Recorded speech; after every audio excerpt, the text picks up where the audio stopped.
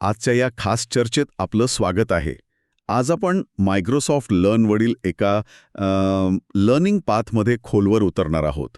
त्याचं नाव आहे AZ400 design and implement a dependency management strategy. नाव ऐकूनच अनेकांना वाटेल की चला चॅनल बदलूया. हो ना, पण थांबा, घाबरू नका. सोप्या भाषेत सांगायचं तर सॉफ्टवेअर नावाचं महावस्त्र विणताना लागणारे वेगवेगळे धागे कुठून आणायचे आणि त्यांची व्यवस्था कशी लावायची हे आपण शिकणार आहोत. कल्पना करा, आपण एक शाही बिर्याणी बनवण्याचा घाट घातला आहे. त्यासाठी आपल्याला काय काय लागेल? उत्तम प्रतीचा तांदूळ, खास मसाले, दही, चिकन. बरीच मोठी यादी आहे. हो, तर या सगळ्या गोष्टी म्हणजे आपल्या सॉफ्टवेअरच्या डिपेंडन्सीज.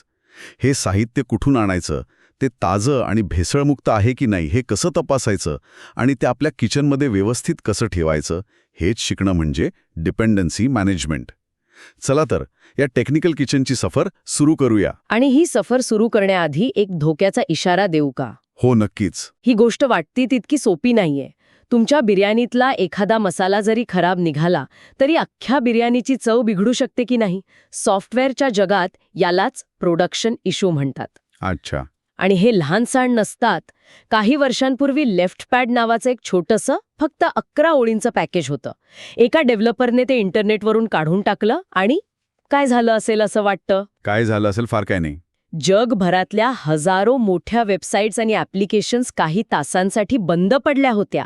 बापरे. फक्त एका छोट्या पॅकेजमुळे. हो. म्हणजे एका छोट्याशा मिठाच्या डबीमुळे अख्खं इंटरनेट किचन ठप्प झालं होतं.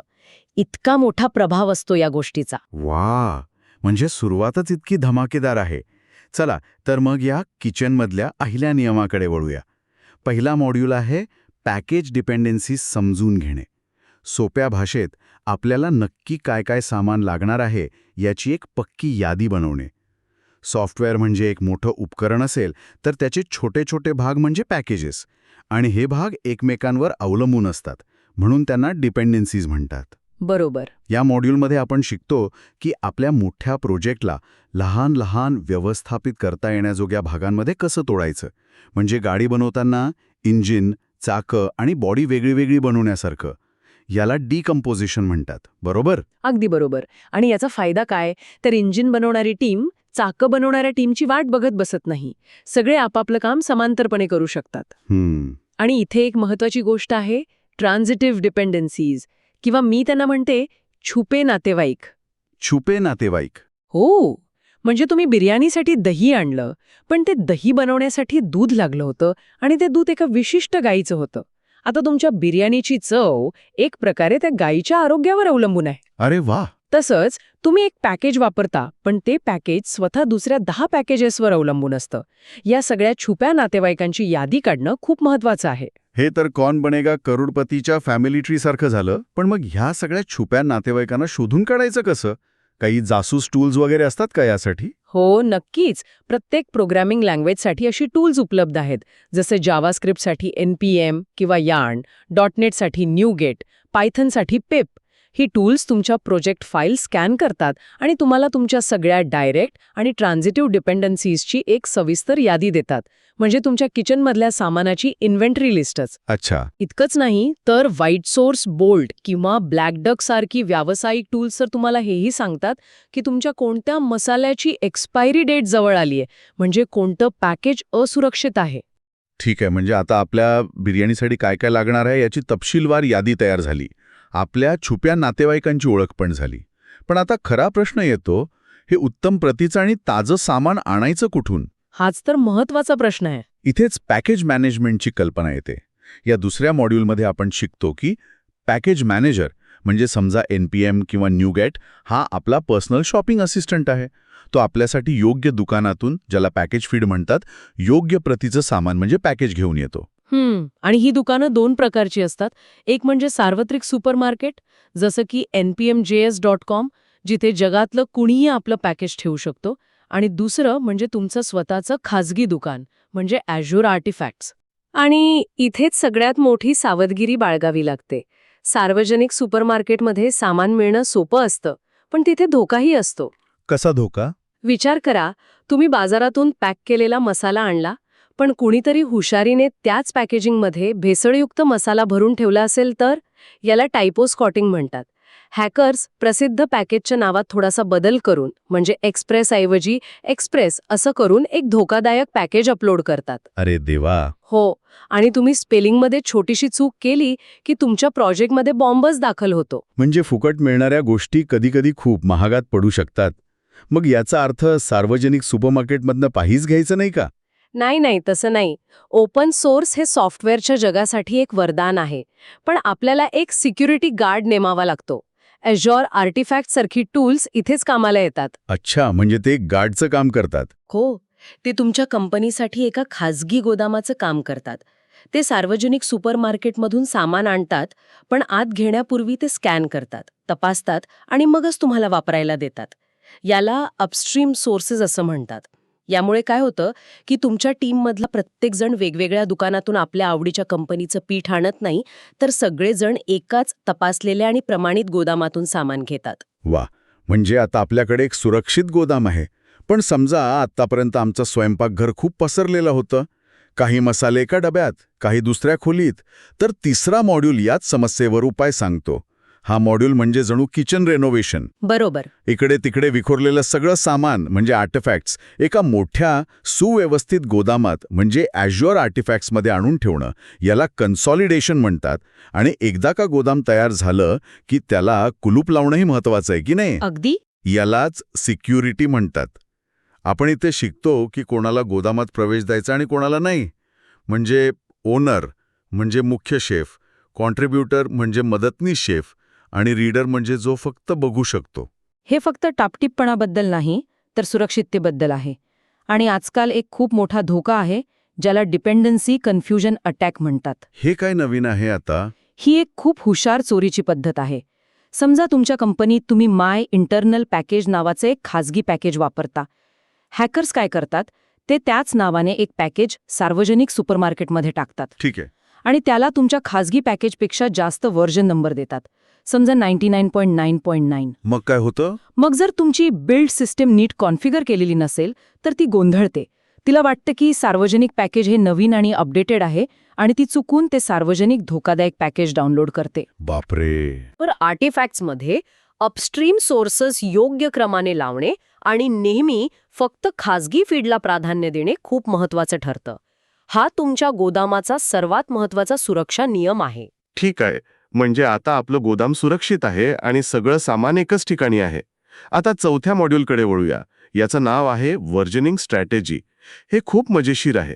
आपण सॉफ्टवेअरची व्हर्जन नंबर्स बघतो, जसं की व्हर्जन 1.0, 1.1. हो, यामागे एक पद्धत असते जिला सिमॅन्टिक व्हर्जनिंग किंवा सेमवर म्हणतात. याचा एक साधा नियम आहे, major.minor.patch. समजा तुम्ही तुमच्या बिर्याणीच्या रेसिपीमध्ये काहीतरी मोठा बदल केला, जसं की चिकनऐवजी मटण वापरलं. ज्यामुळे जुन्या ग्राहकांना चव खूप वेगळी लागेल. हो, तर तुम्ही मेजर व्हर्जन वाढवता. म्हणजे 1.0चं 2.0 होतं. जर तुम्ही एखादी नवीन गोष्ट ॲड केली, जसं की वरून तळलेला कांदा टाकला, तर तुम्ही मायनर व्हर्जन वाढवता. म्हणजे 2.0चं 2.1. आणि जर तुम्ही एखादी छोटीशी चूक सुधारली, जसं की मीठ थोडं कमी केलं, तर तुम्ही पॅच व्हर्जन वाढवता. 2.1चं 2.1.1. हा नंबर आपल्याला सांगतो की अपडेट किती मोठा आहे. बरोबर. आणि ही शिस्त न पाळल्यास डिपेंडन्सी हेल नावाचा गोंधळ निर्माण होतो. डिपेंडन्सी हेल म्हणजे अवलंबनांचा नरक. अगदी. म्हणजे समजा तुमच्या प्रोजेक्टला पेमेंट गेटवे नावाच्या लायब्ररीचं व्हर्जन 1.0 लागतंय. पण त्याच प्रोजेक्टमधल्या रिपोर्टिंग नावाच्या दुसऱ्या पॅकेजला त्याच लायब्ररीचं व्हर्जन 2.0 लागतंय. अच्छा. आता व्हर्जन 2.0 मध्ये काही मोठे बदल झाल्यामुळे ते व्हर्जन 1.0 सोबत काम करू शकत नाही. मग तुमचं सॉफ्टवेअर गोंधळून जातं की नक्की कोणतं व्हर्जन वापरायचं. ह्याच गोंधळाला डिपेंडन्सी हेल म्हणतात. डेव्हलपरसाठी नरक यातनाच असतात त्या. हे तर घरातल्या भांडण्यांसारखं झालं. एकाला एक चॅनल बघायचंय आणि दुसऱ्याला दुसरा. मग यावर उपाय काय आहे? Azure आर्टिफॅक्ट्समध्ये व्ह्यूज नावाची एक सुंदर संकल्पना आहे. याला एका रेस्टॉरंटच्या उदाहरणाने समजूया. ठीक आहे. जेव्हा शेफ एखादी नवीन डिश बनवतो तेव्हा ती आधी टेस्ट किचनमध्ये असते आणि फक्त शेफ आणि त्याचे मदतनीस तिला चाखतात. याला आपण ॲट लोकल व्ह्यू म्हणू शकतो. मग ती काही खास ग्राहकांना चवीसाठी दिली जाते. ही झाली ॲट प्री रिलीज व्ह्यू. आणि मग फायनली मेन्यूवर येते. बरोबर. जेव्हा ती सगळ्यांसाठी मेन्यूवर येते तेव्हा ती ॲट रिलीज व्ह्यूमध्ये जाते. आपण CI/CD पाईपलाईनमध्ये असा नियम लावू शकतो की प्रोडक्शनसाठी फक्त ॲट रिलीज व्ह्यूमधलेच पॅकेजेस वापरायचे. म्हणजे चुकूनही टेस्ट किचनमधली कच्ची डिश ग्राहकांना दिली जाणार नाही. अगदी. मला आठवतंय एकदा आम्ही एका मोठ्या प्रोजेक्टवर काम करत होतो आणि अचानक आमची बिल्ड सिस्टम फेल होऊ लागली. 2 दिवस तपासल्यावर कळलं की एका डेव्हलपरने नकळतपणे एका पॅकेजची प्री रिलीज आवृत्ती वापरली होती. त्या दिवसापासून ॲट रिलीज व्ह्यू हाच आमचा नियम बनला. वा, हा अनुभव खूप महत्वाचा आहे. आतापर्यंत आपण Azure आर्टिफॅक्ट्स नावाच्या मोठ्या व्यावसायिक गोदामाबद्दल बोलत होतो. पण आता शेवटचा 5वा मॉड्यूल आपल्याला एका वेगळ्या पर्यायाची ओळख करून देतो. GitHub packages. जर Azure आर्टिफॅक्ट्स म्हणजे एक मोठं गोदाम असेल, तर गिटहब पॅकेजेस म्हणजे तुमच्या रेसिपीच्या पुस्तकातच म्हणजे गिटहब रिपॉझिटरीमध्ये एक छोटं सुसज्ज पॅन्ट्री असण्यासारखं आहे. सगळं काही एकाच ठिकाणी. हो, तुमची रेसिपी म्हणजे कोड आणि तुमचं सामान म्हणजे पॅकेजेस एकाच ठिकाणी राहतात. त्यामुळे पॅकेजेस प्रकाशित करणं, वापरणं किंवा काढून टाकणं खूप सोपं होतं. जे डेव्हलपर्स आधीच आपलं सगळं काम गिटहबवर करतात, त्यांच्यासाठी हे खूप सोयीचं ठरतं, नाही का? हो, गिटहब पॅकेजेस सोयीचे आहेत यात शंका नाही. विशेषतः जर तुमचं काम पूर्णपणे गिटहबच्या विश्वात असेल. ते गिटहब ॲक्शनसोबत मिळून ऑटोमेशनला खूप सोपं बनवतं. पण इथे निवड हे विरुद्ध ते अशी नसते. मग कशी असते? ही निवड सोपेपणा विरुद्ध नियंत्रण म्हणजे सिम्प्लिसिटी वर्सेस कंट्रोल. म्हणजे नक्की काय? थोडं विस्ताराने सांगाल का? नक्कीच. मोठ्या एंटरप्राइज वातावरणात जिथे तुम्हाला वेगवेगळ्या प्रोजेक्ट्स आणि टीमसाठी अत्यंत क्लिष्ट परवानग्या आणि प्रत्येक गोष्टीची नोंद ठेवण्याची गरज असते, तिथे Azure आर्टिफॅक्ट्स अजूनही जास्त सक्षम आहे. अच्छा. Azure आर्टिफॅक्ट्स तुम्हाला वेगवेगळ्या प्रकारच्या पॅकेजेससाठी म्हणजे NuGet, NPM, Maven, Python या सगळ्यांसाठी एकाच ठिकाणी फीड बनवू देतं. तिथे सुरक्षा आणि नियंत्रणाचे पर्याय अधिक सखोल आहेत. आणि गिटहब पॅकेजेस? तर दुसरीकडे एका ओपन सोर्स प्रोजेक्टसाठी किंवा एका लहान टीमसाठी जिथे सगळेच गिटहब वापरतात, तिथे गिटहब पॅकेजेस जास्त जलद आणि सोपं वाटू शकतं. त्यामुळे तुमच्या किचनचा आकार किती मोठा आहे आणि तिथे किती शेफ काम करतात यावर अवलंबून आहे की तुम्हाला एक मोठं गोदाम हवंय की एक छोटी पॅन्ट्री. तर आज आपण एका पूर्ण टेक्निकल किचनची सफर केली. बिर्याणीसाठी कोणतं सामान लागेल हे ठरवण्यापासून ते कुठून आणायचं हे पाहून स्वतःचं एक सुरक्षित गोदाम बनवून प्रत्येक डब्यावर योग्य लेबल म्हणजे व्हर्जन नंबर लावण्यापर्यंतचा प्रवास आपण पाहिला. आणि शेवटी आपल्या रेसिपी बुकमध्येच एक छोटेखानी पॅन्ट्री कशी बनवायची हेही आपण शिकलो. खरंच एक परिपूर्ण प्रवास होता. जाता जाता एक विचार करण्यासारखा प्रश्न सोडून जाते. हे डिपेंडन्सी मॅनेजमेंट म्हणजे फक्त एक तांत्रिक काम वाटू शकतं, पण खरं तर हा विश्वासाचा खेळ आहे. सॉफ्टवेअर डेव्हलपमेंट ही एक सप्लाय चेन आहे. तुम्ही इंटरनेटवरून वापरत असलेल्या सामानावर किती विश्वास ठेवता? हा विचार करण्यासारखा मुद्दा आहे. तुम्ही ज्या ओपन सोर्स डेव्हलपरवर अवलंबून आहात त्याला तुम्ही ओळखता का? आणि त्याहीपेक्षा महत्त्वाचं, तुम्ही अशी कोणती प्रणाली तयार कराल जेणेकरून तुमच्या टीममधील सदस्य एकमेकांनी बनवलेल्या सामानावर डोळे झाकून विश्वास ठेवू शकतील? म्हणजे हे फक्त कोड मॅनेज करण्याबद्दल नाहीये. नाही, हा विश्वासाचा पाया रचण्याबद्दलचा खेळ आहे. विचार नक्की